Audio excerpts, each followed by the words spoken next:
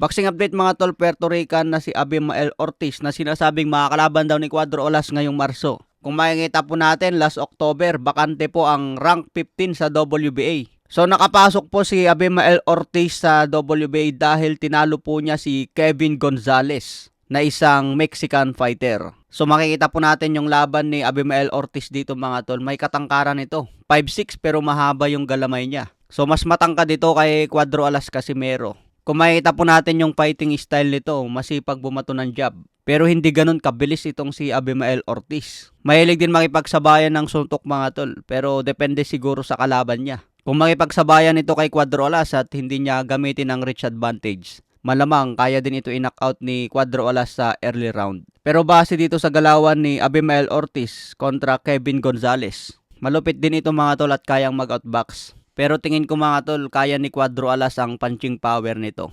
Kung totoo mga tol na inooperan si Cuadro Alas na lumaban sa Puerto Rico, itong promoter ni Abimael Ortiz ang bahala na kay Cuadro Alas at mag-asikaso sa laban. Kaya kahit walang promoter ngayon si Cuadro Alas, kung may mag-offer sa kanya na ibang promotion, pwede pa rin siya lumaban. Pero ang tanong ngayon, magkano kaya ang pwede nilang i-offer kay Cuadro Alas para pumayag?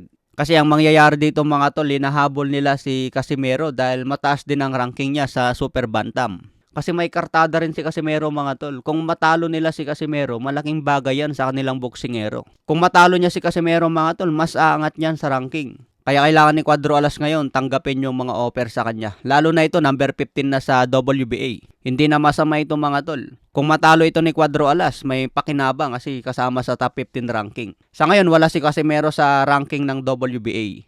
Sa ngayon, number 7 si Janrel Casimero sa WBC. Number 11 din si Casimero sa IBF. Number 7 din sa WBO. So meron silang hinahabol kay Cuadro Alas na ranking mga tol para mabilis umangat itong si Abimael Ortiz. Siguro naniniwala itong promoter ni Abimael Ortiz na kaya nilang talunin si Cuadro Alas. Parang gagawing stepping stone si Casimero para mabilis umangat si Abimael Ortiz. Pero dyan sila nagkakamali mga tol dahil hindi pang stepping stone ang skill ni Cuadro Alas. Manggugulpi pa rin yan lalo na kung hindi matibay ang kalaban yan. So sana tuloy-tuloy ang kondisyon ni Cuadro Alas at makuha na ang tamang timbang. Mahirap kasi yung laging overweight mga tol. Sayang yung mga opportunity na darating pa sa kanya.